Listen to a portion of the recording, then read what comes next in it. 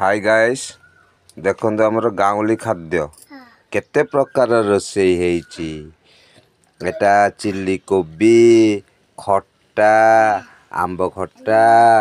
डालमा साग साग बड़ी आलू भर्ता आलू पनीर डाली तापरे आलू चकुटा आउ भात आउ साग भजा ता भितर थालीटे अच्छी लुण अच्छी पानी अच्छी दीटा झील बसी खाऊचंदी देख ए गोटे झील ए घरणी जी रोषेई करचंदी ए देख दांतटा को करिक देखे देले ए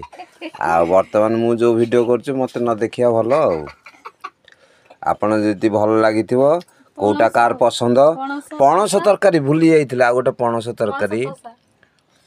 आपण मानू जदि खाद्य गुड़ा भल लगुथिवो ताले लाइक शेयर एवं कमेंट करिकी जणैबे कोटा कार पसंद ओके बाय।